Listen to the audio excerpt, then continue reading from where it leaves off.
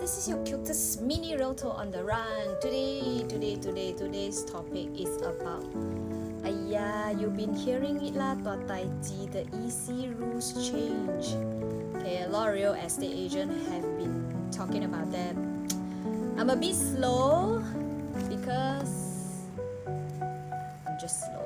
I'm just slow. Okay, so today is really about the recent changes Singapore EC rules changed this year. Okay, how would this impact the HDB EC as well as the condo buyer? So I'm sure you already heard or you already watched from many real estate agents, but I just want to 他们是他们，我是我嘛，对不对？ Them is them, me is me. Okay. Some say 大代志. For me is this a 大代志? Change then change lah. What to do, right? We can't control what our government want to do, but I'm sure there is a reasons for them to do that. So change lah. But 人是活的嘛 ，rules 是死的，人是活的。So we just use the 活 way to find a way out, so we can find a way out. Okay, alright, so the changes are going to affect HDB upgrader, private condo buyer, future EC launch, and even the overall Singapore property market. So today I'm going to break it down what exactly changed. It's a refreshment for you guys who have already heard it, and why the government actually introduced these new rules, and then how these actually impact the HDB and the private property prices, and most importantly, still have 机会, okay? Still have the 5 upcoming EC launch that are not affected by the new rules. They is going to stick with the old rules, okay? Alright, so our government changed the rules first. MOP. So MOP currently is 5 years. It's going to change it to 10 years, so double. 乘啊双倍 5 to 10. So after 5 years last old rules, they can sell to Singaporean or PR, or then after that they move on, or they can actually rent out the entire unit to whatever tenants that they accepted. But now with the new rules, it's actually double.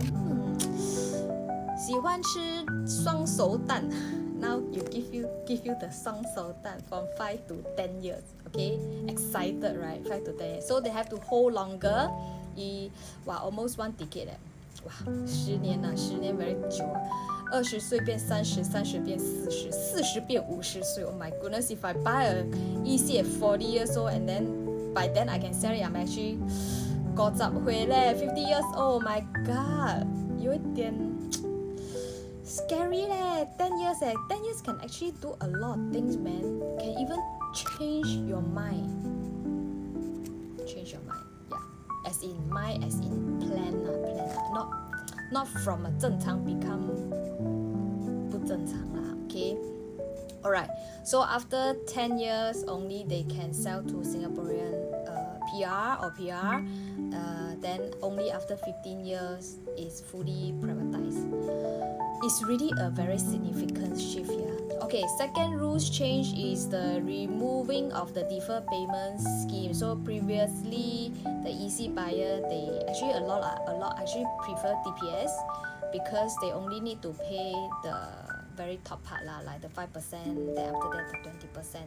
After that, they don't have to pay anything until TOP, the key collection. So this was actually very popular among the HDB upgrader. But then now with the new rules change, buyers must follow the normal progressive payment scheme, which is like foundation, call for foundation, then you pay lah, then call for wall, then you pay for the wall, then start the mortgage loan much earlier. Okay. So that means the buyer needs stronger cash flow and also the financing ability from the start. Okay, rules number 3 change is the percentage of the units reserved for the first timer. So previously is 70% for the first timer. Now actually is 90% unit will be set aside for the first timer, and the priority period is extended to 2 years.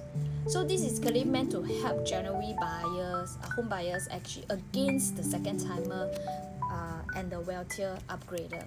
So why our dear government make these changes?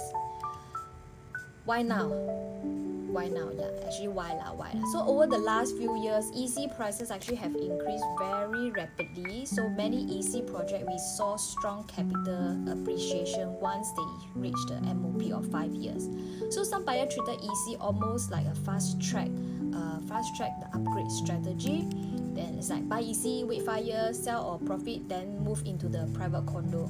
So our government likely wants to reduce the speculative demands and also return the EC to their original purposes lah. So which is like a more affordable housing for the middle income Singaporean families. So at the same time, EC launches have also become increasingly difficult for the first timer because of the second timer often have stronger finances because after they sell their HDB flat, then they have 多点钱 cash. So these measures are meant to cool down the demand and also to improve the affordability. So then how these changes will impact the Singapore property markets? Talk about the most important part. So how will this change, right? Okay, impact on the EC market. So first, the demand for the future EC launches may soften. Why? Is because hold for 10 years then financing becomes tougher without the deferred payment scheme, and speculative buyers actually may move elsewhere. So this could reduce the aggressively bidding behavior that we have seen for the recent EC launch. But at the same time, existing EC that are still under the old rules may become even more attractive because for those that don't want to sell first, then they move to EC like a flow. They don't have to sell their current house, HDB, then they apply for the EC, then they get a unit, then they TOP, then only they sell to HDB. They don't have the problem with 我要搬去哪里. Okay, so this one will be more attractive. So for the next 5 EC, we might see people 抢. Okay, alright, and still enjoy the 5 years MOP, earlier privatization, and potential better flexibility for the next 5 upcoming EC that is not affected by the new rules. Okay, how would it impact the HDB market? So for HDB owner planning to upgrade to EC, the removal of the deferred payment scheme is a big issue. So previously, many upgraders could buy an EC first, then they sell the HDB later, then only then they pay lah.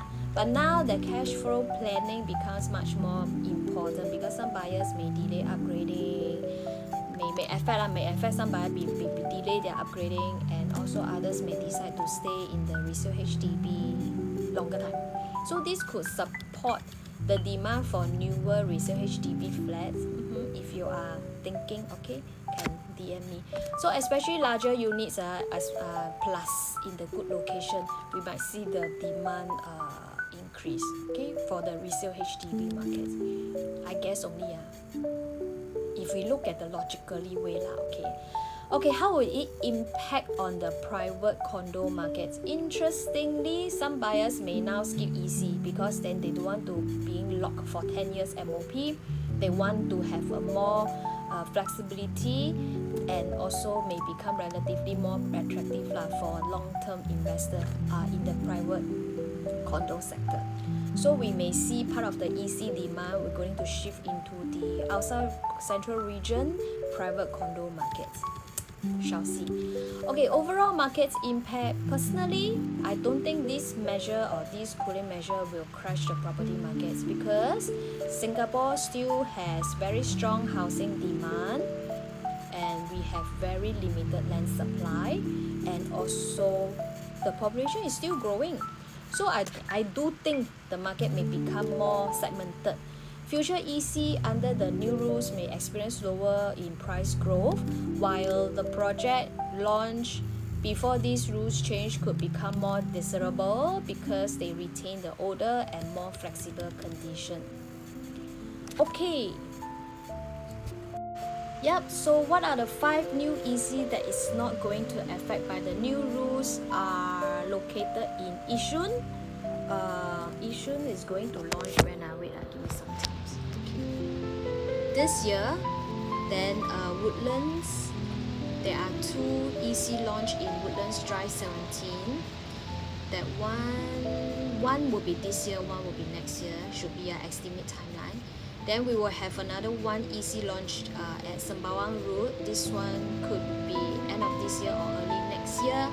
And then Senja Close, another one will be in the Senja Close. So most of it actually you can realize actually in northwest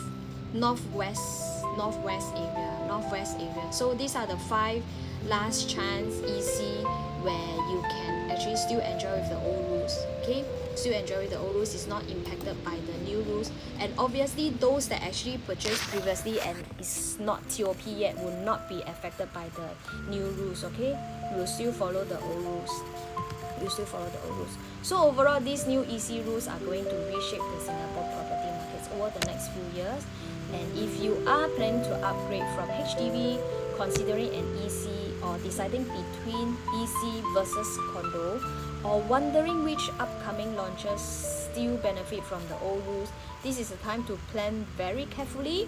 And if you want a personalized discussion based on your own situation, feel free to DM me directly. Then I'll be more than happy to meet you via Zoom. If you are not comfortable, or if you are okay, we can meet face to face, understand your affordability, compare the best options where you can, and plan for your next property move strategically.